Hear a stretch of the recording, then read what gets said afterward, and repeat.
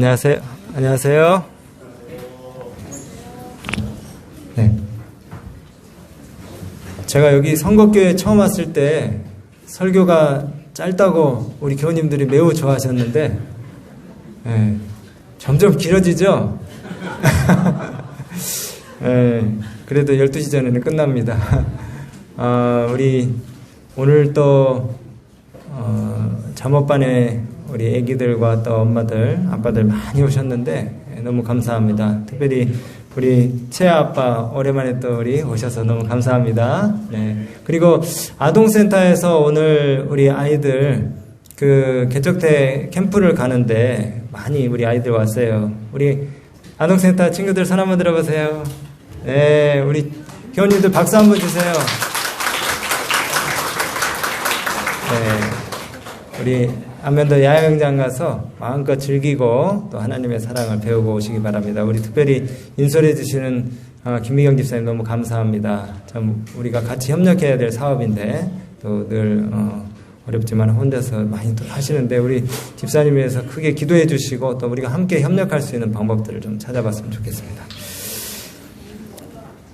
오늘은 5가지 사랑의 언어라는 제목으로 하나님의 말씀을 증거하려고 하는데요. 먼저 잠언 15장 16절로 19절에 있는 말씀을 다시 읽겠습니다.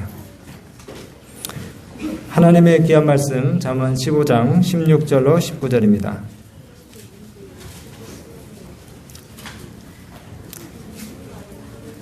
잠언 15장 16절로 19절 읽어드리겠습니다. 집안에 재산이 적어도 여호와를 경외하는 것이 크게 부하고 번뇌하는 것보다 나으니라. 채소를 먹으면서 서로 사랑하는 것이 살찐 소고기를 먹으며 서로 미워하는 것보다 나으니라. 화를 쉽게 내는 자는 다툼을 일으켜도 노하기를 더디하는 자는 시비를 그치게 하느니라. 게으른 자의 길은 가시 울타리 같으나 정직한 자의 길은 대론이라. 아멘.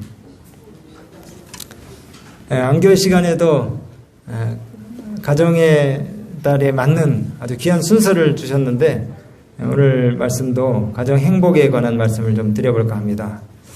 우리나라가 OECD 38개 국가 중에서 최근에 가장 출산율이 낮고 빠른 속도로 늙어가고 있는 나라 중 하나가 되어버렸습니다. 그래서 부부가 결혼을 하면은 최소 유지하려면은 아기를 몇 명을 낳아야 됩니까? 2명을 낳아야 되는데 출산율이 지금 0.81%. 0.81. 그러니까 둘이 결혼해가지고 한 명도 못 낳는 거예요. 그래서 이 전문가들 예측을 하면은 앞으로 지금 현재 우리나라 인구가 5,200만인데 2050년에는 우리나라 인구가 4천만 명으로 1,200만 명이 줄어든답니다. 그 다음에 2100년에 되면은 2천만 명으로 떨어진대요. 2천만 명 미만으로. 별로 안 놀라시네요? 지금 나라가 없어질 위기라니까. 근데 뭐 2100년이면은 우리는 없을 거니까. 네. 우리나라 출산율이 2018년도에 2만 5천 명이었대요. 신생아. 근데 2022년도에 2만 5천 명이 1만 8천 명으로 25% 감소했습니다.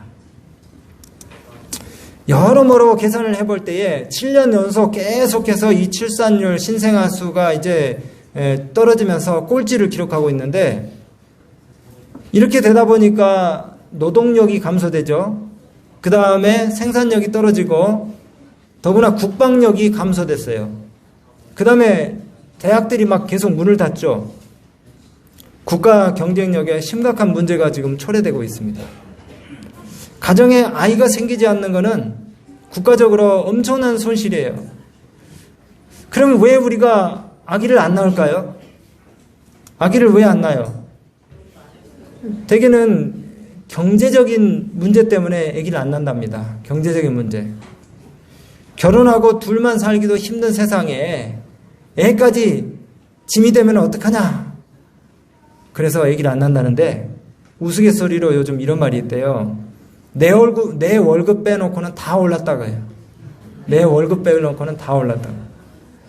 소비자 물가가 상승하고, 그 다음에 이제 결혼을 하면은 기본적으로 젊은 사람들이 집은 필수다라고 하는 그런 인식이 생겨가지고, 옛날에는 뭡니까? 젓가락 하나만 가지고도 둘이 힘을 합쳐서 열심히 살면 뭐 할 수 있다? 나중에 십몇 년 후에 집 살 수 있다. 이런 생각을 가지고 있는데, 요즘 젊은 사람들은 그게 아니래요. 집이 마련이 돼야지 결혼을 해야 된다. 이런 생각을 가지고 있으니까, 이게 다 이제 집값 상승을 부추겨가지고 영끌족이 생겨나고, 그 다음에 부모님 도움을 받아도 집을 사기에는 턱없이 부족하다고 이 젊은이들이 계속 생각하는 거예요. 대출 이자도 계속 오르고 있습니까? 네, 계속 제가 숨 막히는 소리 죄송합니다. 네, 한 푼이라도 더 벌어야 사는 세상이 되다 보니까 자연스럽게 맞벌이 부부가 이제 증가돼요. 또 한 가지는 이 사교육비가 어마어마하게 드는데요. 사교육비. 그 명문대학교 학생들, 등교한 학생들한테 인터뷰를 하는데 거의 대부분 2개, 3개 고등학교 3학년, 2학년 때 과외를 하는데 최소 50만 원에서 100만 원 안 쓰는 사람이 없어요.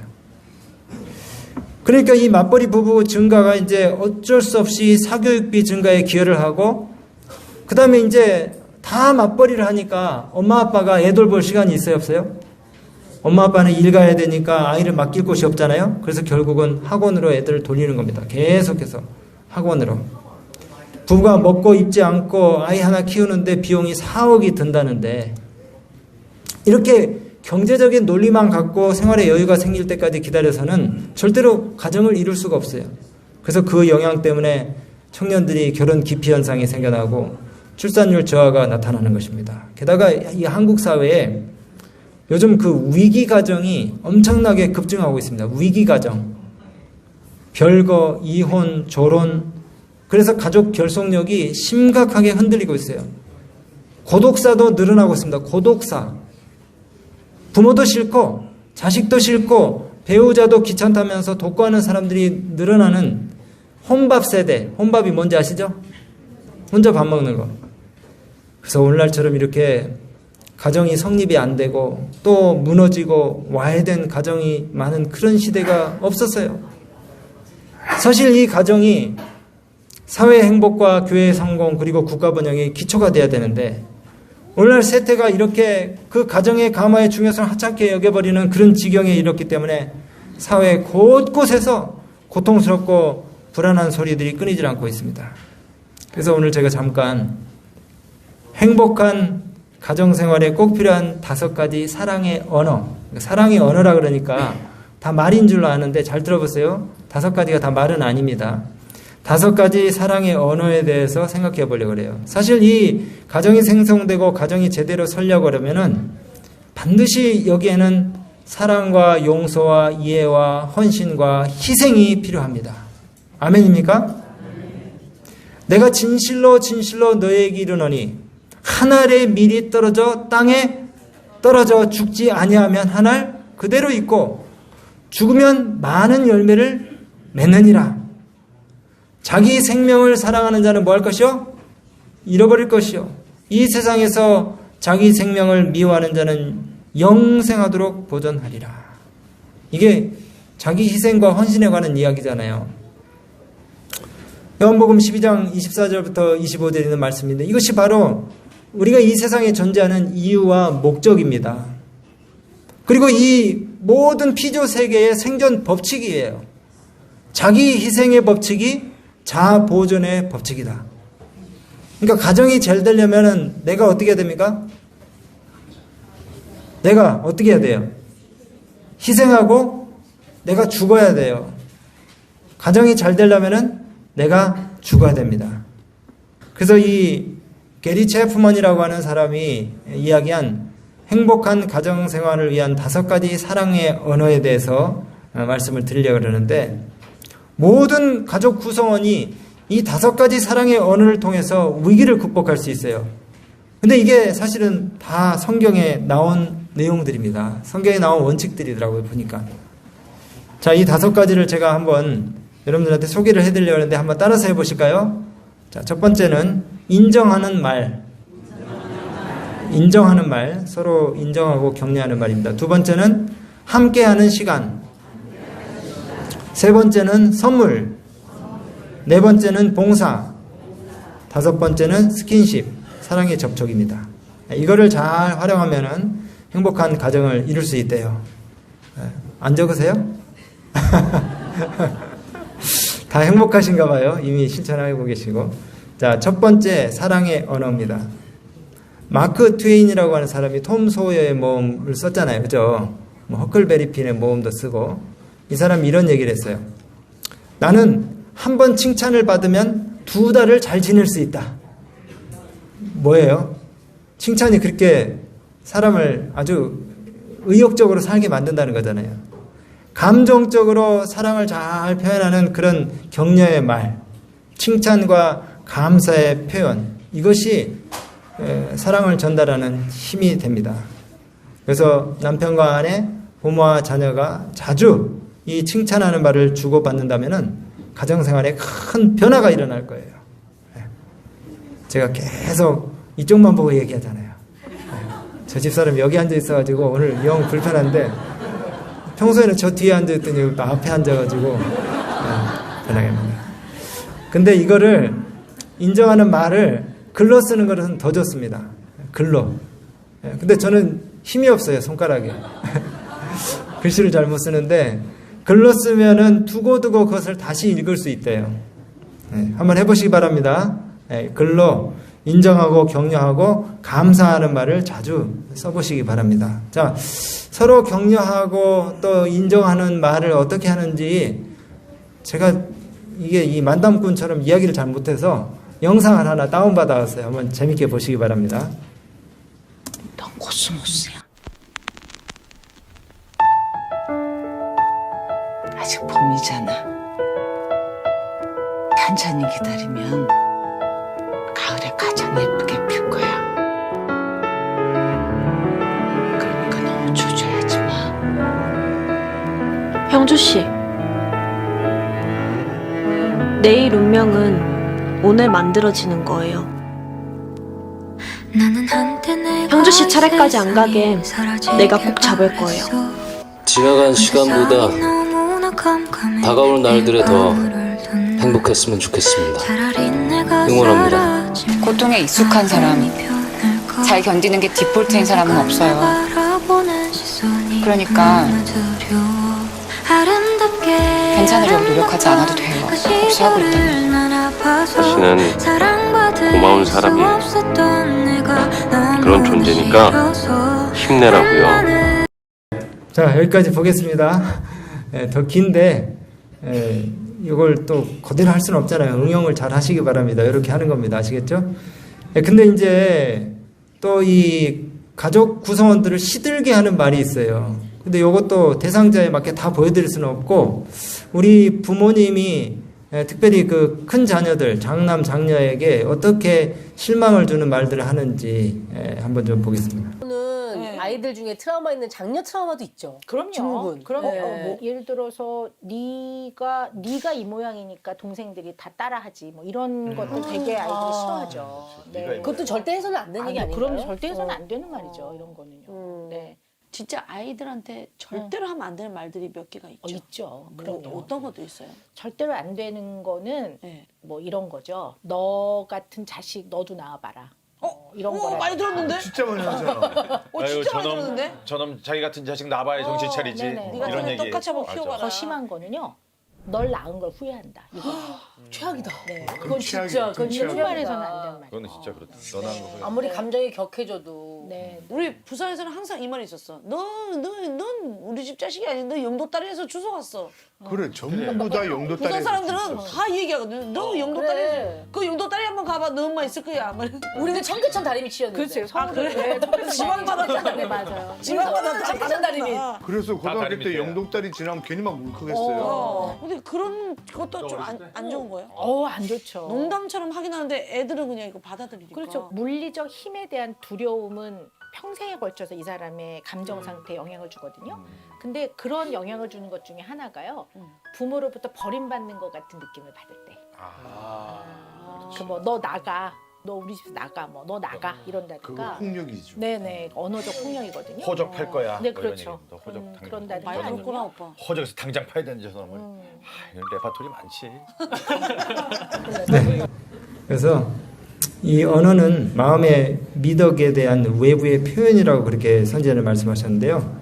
이 언어가 무엇보다도 순결하고 친절하고 또 진실돼야 된다고 그렇게 그늘없는 가정에 말씀했습니다. 마음의 미덕이 언어를 통해서 밖으로 표현된다 그랬어요. 언어를 배우는 최상의 학교는 뭘까요? 가정, 그리고 엄마. 엄마입니다. 그 유튜브에 늘 강의하시는 그 분이 있는데 그분이 그러더라고요. 어머니의 언어가 바로 이 가정의 언어라고 그렇게 이야기를 했어요. 그래서 그 재림신도의 가정에 이런 말씀이 있습니다. 친절한 말은 심령에 내리는 이슬비나 부드러운 보슬비와 같다. 성경에도 이런 말씀이 있죠. 이사야서에 그리스도께서 곰핍한 자를 어떻게 말로 도와줄 줄을 아실 수 있도록 그의 입술에 은혜가 부어졌다고 그렇게 말씀하고 있어요. 주님께서 우리에게 너희 말을 항상 은혜 가운데서 소금으로 고르게 함같이 고르게 하라고 그렇게 말씀했는데 은혜를 끼치라 그랬어요. 말을 통해 가지고. 행복한 가정생활을 위해서 명랑하고 즐거운 분위기를 형성하시게 되기를 간절히 바랍니다. 그러기 위해서는 상대방에 대한 배려의 말씨를 써야 돼요. 야고보서 3장 17, 18절에 오직 위로부터 난 지혜는 성결하고 첫째 성결하고 다음에 화평하고 관용하고 양순하며 긍휼과 선한 열매가 가득하고 편벽과 거짓이 없나니 화평하게 하는 자들은 화평으로 심어 의의 열매를 거두느니라. 참 뭐 더 이상 설명이 없어요. 이 말씀을 우리가 뭐 하기만 하면 됩니까? 실천하기만 하면 되네. 성경을 보는 사람이라면 말씀을 그대로 순종하기만 하면 가정이 행복할 수밖에 없습니다. 우리 가정이 가장 필요로 하는 것은 친절과 화평이라는 것입니다. 두 번째 행복한 가정생활을 위한 사랑의 언어는 함께하는 시간입니다. 같이 시간을 뭐 하는 것이에요? 보내는 것이에요. 그러므로 인해서 연대감이라는 게 생깁니다. togetherness. 연대감이 생겨요. 그리고 상대에 대한 관심을 집중을 시키는 것입니다. 우리가 소파에 그냥 나란히 앉아있는 것만 의미하는 건 아니에요. 나란히 앉아가지고 각자 핸드폰 보고 있는 것은 그건 함께 있는 시간이 아닙니다. 그렇죠? 진정한 대화를 위해서 적극적으로 눈을 마주치고 서로의 이야기를 들어주는 거예요. 좀 전에 첫 번째 언어는 말을 내가 하는 거예요. 친절하고 좋은 말, 듣기 좋은 말을 하는 건데 이번에는 뭘 잘하는 거라고요? 두 번째 언어는 잘 들어주는 거예요. 경청하는 겁니다. 우리가 뭐 반영적 경청이라는 것도 있잖아요. 여기 그 책에 한 이야기가 나오더라고요. 17년 동안 결혼 생활을 하다가 도저히 못 살겠어서 43세 이혼을 한 이 패트릭이라고 하는 남성의 그 결혼 실패 원인에 대한 이야기입니다. 이 이혼하기 전에 아내가 직장에서 아주 파김치가 돼가지고 돌아오면은 늘 고민을 이야기하면서 이 남편이 자신의 이야기를 들어주기를 바랬어요. 근데 남편은 그 이야기를 듣고 꼭 충고를 했어요. 뭘 했다고요? 충고를 했어요. 그렇게 하지 말고 이렇게 하라고, 이렇게 처신하라고. 이렇게 해봤어? 그러니까 안 되는 거야. 이렇게 하면서 지적질을 했대요. 근데 아내는 매일같이 똑같은 고민을 가지고 집에 와서 이제 푸념조로 그 문제를 털어놓는데 그때마다 남편은 듣는 게 아니고 뭘 했다고요? 또 충고를 했어요. 내가 어제 가르쳐줬잖아. 왜 자기 방식대로 하면서 자꾸 문제가 생긴다 그래? 내가 알려준 대로 해봤어? 그때 이 아내는 계속해서 실망해가지고 고개를 내저으면서 아니라고 했대요. 그러면서 남편은 계속 같은 충고를 반복을 하는데 그 문제를 풀 길이 내가 제안한 이 방법밖에 없다고 남편이 계속해서 얘기를 해주는 겁니다. 나중에는 이 아내가 안 될 거야. 이제 더 이상 안 될 거야. 그렇게 얘기를 하니까 남편이 화가 났어요. 내가 3번, 4번씩 얘기를 했는데 말귀를 못 알아듣는다고 계속해서 얘기를 하면서 남편이 마지막으로 이렇게 얘기했어요. 앞으로는 내 충고를 들으려고도 하지 마. 가르쳐준 대로 하면은 다 해결될 텐데 자기 방식대로 하니까는 문제가 안 풀리는 거 아니야. 그러니까 이 아내가 이제 스트레스를 더 받는 것 같았어요. 나중에는 이 아내의 고충도 듣지를 않고 남편이 자기 일에만 몰두해버리게 됐습니다. 이제 무관심의 단계로 접어드는 거죠. 근데 사실 이 아내에게 필요한 것은 충고가 아니라 뭐였습니까? 그냥 들어주는 거였어요. 그냥 듣기만 하면 뭐가 해결된다고요? 문제가 해결이 되고 스트레스와 상처가 다 풀릴 텐데 그걸 몰랐던 것입니다. 그래서 남편은 계속해서, 남편도 뭐 자기가 하느라고 한 것이 그것이죠. 충고를 계속해서. 여러분, 우리가 잘 듣는 방법이 5가지가 있는데요. 첫 번째는 상대방의 이야기를 들 때에 상대방의 눈을 마주치고 시선을 고정시키는 겁니다. 두 번째는 상대방이 얘기할 때 딴 일을 하지 말아야 돼요. 딴짓을 하면서 이야기를 듣는 것은 성의가 없는 겁니다.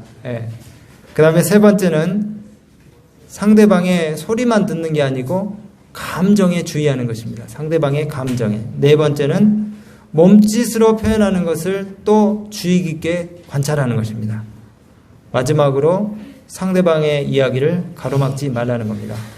그 통계에 의하면 사람들이 집중할 수 있는, 상대의 이야기를 듣는데 집중할 수 있는 시간이 17초래, 17초. 엄청 잘 경청하는 것 같지만은 그렇지 못해요. 겨우 몇 초요? 17초, 17초. 그러니까 이 함께 시간을 보낸다는 것은 참 쉬운 것 같지만은 어렵습니다. 그리고 상대가 좋아하는 활동을 또 같이 해주는 것. 그래서 뭐 함께 정원을 가꾼다든지 아니면 또 뭐 벼룩시장을 같이 간다든지, 그 다음에 또 골동품을 보러 다닌다든지, 음악을 같이 듣는다든지, 이렇게 함께 취미를 공유하는 것도 굉장히 좋은 방법인 것입니다. 이렇게 할 때에 서로에게 기쁨을 줄 수가 있는 것이에요. 여러분, 여기 게임 중독인 두 아들을 서울대와 한양대에 입학시킨 노태권 씨라고 하는 아버지가 있는데, 이분은 난독증의 노가다꾼이었어요. 배움도 없었고 심각한 말더듬이를 했던 사람입니다.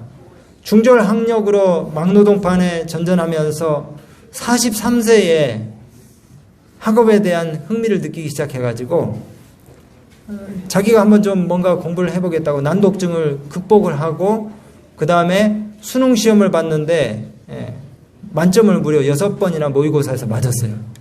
입지전적이죠. 근데 그렇게 자기 공부하는데 몰두를 하다 보니까 자식 돌보는데 실패를 해버렸어요. 정신을 딱 차리고 보니까 아들들이 게임 중독에다가 그 다음에 아버지를 싫어하게까지 됐어요. 그래서 어느 날 아들이 이제 성적표를 갖고 왔는데 분명히 공부를 안 하는데 성적표가 막 1등, 2등 이렇게 적혀 있는 거예요. 나중에 보니까는 성적표를 위조한 거예요, 아들이. 그래서 이것이 이제 들통이 나니까 아들이 집을 나가버렸는데 이 아버지가 아들을 찾으러 전전긍긍하다가 교문 앞에서 아들을 딱 만났어요. 그래서 이 아들에게 이제 어떤 그 회의를 위한 악수를 이렇게 청했는데 아들이 손을 툭 치면서 외면을 하며 이렇게 얘기를 했대요. 아빠가 나한테 해준 게 뭐야? 아빠가 공부를 안 해서 중학교밖에 못 나온 거 아니냐고. 그러면서 아버지한테 막 대들었다는 거예요. 아빠가 우리한테 해준 게 뭐냐고. 그때 이 노태권 씨가 이 눈물이 핏줄을 타고 심장으로 들어오는 것 같은 그런 가슴이 너무 아픈 기분이었대요. 내가 내 공부에 너무 몰두한 나머지 이 아이들을 돌보는 일에 실패했구나. 아이들과의 관계가 깨졌구나. 그래서 이 아버지가 아들을 회유시키기 위해서 이제 잘 이렇게 감정을 이렇게 다스리고 돌보고 이렇게 하다가 마침내 이제 의사소통하는데 성공을 하게 됐습니다. 그리고 이 아버지가 아들들에게 공부를 가르치기 앞서 아들들과의 더 깊은 관계 회복을 위해서 또 양질의 시간을 함께 보내기 위해서 8,000km를 아이들과 함께 걸어서 이 전국 일주를 했대요. 8,000km. 참 좋지 않습니까? 함께 또 막노동도 했어요, 아들들하고. 그렇게 2년이 지나자 아이들의 마음 문이 확 열렸습니다. 그리고 관계가 회복이 되니까 이제 아버지가 자기 실력으로 직접 아들들을 가르쳐서 바로 이 명문대에 보낸 것입니다. 지나친 간섭이나 통제와 감시보다는 자녀를 위한 신뢰와 격려 그리고 자신감을 심어주는 것이 매우 중요하다는 사실을 우리에게 이야기해주는 이야기인 것입니다. 세 번째 사랑의 언어는 선물입니다. 우리가 선물을 줄 때는 그 선물을 받을 사람을 어떻게 합니까? 생각하게 되죠. 생각하게 되죠. 선물 자체는 이 생각한다는 그 상징에 불과해요. 여러분, 우리가 선물을 주려고 할 때에 내 호주머니 사정을 생각해서 너무 값을 고려하고 또 어려워할 필요는 없습니다. 값이 얼마가 되느냐는 상관이 없어요. 여러분, 혹시 그 아내에게 선물을 하고 싶은데 돈이 좀 궁하다 생각되시는 분들은 너무 고민하지 마시고 쓰레기통에서 종이 한 장이라도 주워서 그것을 접어서 가위로 하트 모양을 만들어서 당신 사랑합니다 이렇게 한번 해보시기 바랍니다. 그 정성이 중요한 거예요. 그죠? 선물이라고 해서 반드시 비용이 드는 것이 아니에요. 저도 사실은 이 부분이 머리가 제일 아픈데 무슨 선물을 줘야 될지 그게 제일 어렵잖아요. 그죠? 무슨 선물을 줘야 될지 어디서부터 시작해야 될지. 근데 그 여러분 배우자가 지난 몇 년 동안 어떤 선물을 줬을 때 가장 밝게 미소를 짓고 좋아하는지 그걸 한번 상상을 해보시면은 아마 금방 해답이 나올 겁니다. 자, 그래서 여러분 선물은 꼭 비용이나 가치가 중요한 것이 아니고 받을 사람의 이 마음을 우리가 생각하면서 정성스럽게 준비하는 것. 아니 뭐 선물 살 돈이 없으면은 파 한 단이라도 예쁘게 포장을 해가지고 좋은 종이 박스에다가 넣어서 주면은 굉장히 좋아하지 않겠습니까? 제가 지금까지 3가지 사랑의 언어를 말씀드렸는데 3가지 사랑의 언어가 뭐라고요? 첫 번째 인정하고 격려하는 말. 두 번째는 함께하는 시간. 세 번째는 선물. 이제 거의 다 끝났습니다. 네 번째 선물에 관한 성경절이 이렇게 좋은 말씀이 있더라고요. 같이 한번 읽어볼까요? 시작. 선물은 그 사람의 길을 너그럽게 하며 또 존귀한 자의 앞으로 그를 인도하느니라. 이렇게 좀 관계가 깨어지고 불안한 사람에게 좀 거금을 들여서 선물 한번 해보세요. 참 살맛 나는 세상이 될 겁니다. 네 번째 사랑의 언어는 봉사입니다. 봉사. 우리가 가정에서 할 수 있는 봉사들이 엄청 많거든요. 신발 정리도 할 수 있고 또 아이 기저귀를 대신 갈아줄 수도 있고 설거지, 방청소, 세차, 또 뭐 외국 사람들 뭐 잔디 깎는 것도 하고 그러는데 빨래 넣는 거 많이 해줄 수 있잖아요. 그 외에도 내가 힘이 닿는 대로 가정을 위해서 봉사할 수 있는 것들이 참 많이 있어요. 절대 가족 다른 구성원에게 강요하지 말고 본인이 먼저 솔선수범해서 봉사를 하게 될 때에 가정의 행복과 기쁨이 넘치는 것입니다. 마지막 사랑의 언어는 신체적인 접촉입니다. 스킨십이죠. 우리가 육체적인 접촉이 사랑을 전달하는 방법 가운데 하나라는 사실을 잘 알고 있어요.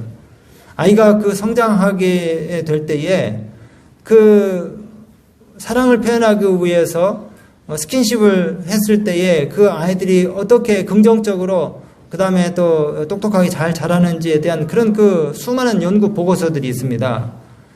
그래서 스킨십을 하지 않고 그렇게 자라나는 아이들보다 자꾸 쓰다듬어주고 등을 토닥여주고 그 다음에 키스해주고 손을 잡아주고 이렇게 한 아이들이 훨씬 더 여러 방면에서 뛰어난 아이가 되었다는 그런 보고서들이 많이 있어요. 여러분 사람이 위기의 순간에는 본능적으로 서로의 몸을 붙들게 됩니다. 살기 위해서. 왜냐하면 이 육체적인 접촉이 아주 강하게 사랑을 전달할 수 있는 그와 같은 도구가 될 수 있기 때문에 다른 어떤 순간보다도 위기 때에 자녀들을 갖다가 잡아주는 사랑의 접촉들은 이 자녀를 살게 할 수 있는 큰 힘이 될 수 있다는 사실인 것이에요. 우리가 어떤 상황이라든가 여건이라든가 그 사건 자체를 변경시킬 수는 없지만은 사랑을 받은 아이와 가족들은 능히 그 문제를 헤쳐나갈 힘을 얻게 되는 것이에요. 모든 결혼 생활에 위기를 안 맞을 수는 없습니다. 다 위기가 옵니다. 부모와의 사별, 그리고 교통사고로 인해서 신체가 없어진다든지 질병으로 인해서 좌절하고 여러 가지 어떤 인생의 그 좌절감들, 이것이 우리 삶의 일부분이 늘 되어서 따라다니는데 이런 위기의 순간에 가족들이 나누는 그런 그 사랑의 접촉, 이런 것들이 그와 같은 어려움들을 이겨내는 큰 힘이 될 수 있다는 사실이에요. 오늘 저는 말씀을 마치면서 그 재림 신도의 가정, 그늘 없는 가정이죠. 그 책을 여러분들에게 다시 한번 추천을 해드립니다. 그늘 없는 가정, 재림 신도의 가정. 제가 그 책에 있는 내용들을 가지고 설교 준비를 하려다가 압도를 당했어요. 너무 인용할 말씀이 많아가지고 이게 1시간으로는 안 되겠더라고요. 그래서 이 내용을 바꿨는데 오늘 마지막으로 재림 신도의 가정에 있는 말씀 한 말씀 읽고 말씀을 마칠까 합니다. 모든 그리스도인 가정마다 규율이 있어야 한다. 또한 부모들은 말과 처신에 있어서 가족 각자에 대하여 저희가 그 자녀로 장차 되어지기를 희망하는 그런 품성과 습관을 위한 귀하고 생생한 본보기가 되어야 한다. 우리 부모님들이 자녀들한테 모본을 보이는 것이 100마디의 말보다 낫다는 것이죠. 깨끗한 언어와 참된 그리스도인의 예모를 항상 실천해야 한다. 어린 자녀들과 청년들을 가르쳐서 자중하고 하나님께 신실하며 원칙에 성실하도록 할 것이요 그들로 하나님의 율법을 존중하고 순종하도록 가르칠 것이다. 이러한 원칙들이 저희의 생애를 지배하게 될 때에 깨끗한 분위기가 가정에 생성이 되고 남들과의 교제에 있어서도 긍정적인 결과들을 불러오게 된다는 것이에요. 그러한 분위기는 연약한 사람들로 거룩함과 하늘로 인도하는 길로 나아가도록 격려해주는 감화를 끼칠 것이다. 이런 단정한 가정에서 자라난 청소년들, 아이들이 세상에 나가서 좋은 감화를 끼치는 것은 당연하다는 얘기입니다. 모든 교훈은 품성을 고양시키고 고상하게 하는 것이 되도록 하라. 그리하면 하늘책에 기록된 기록은 장차 심판을 받기에 부끄러울 것이 없는 그런 것이 될 것이다. 행복한 가정생활을 통해서 하나님의 사랑을 더욱 만끽하시고 또 이 푸르른 계절 5월에 하나님의 은혜들을 더욱 경험하시는 우리 모든 성업교회 믿음의 가정들 다 되시길 바라면서 말씀 마치겠습니다.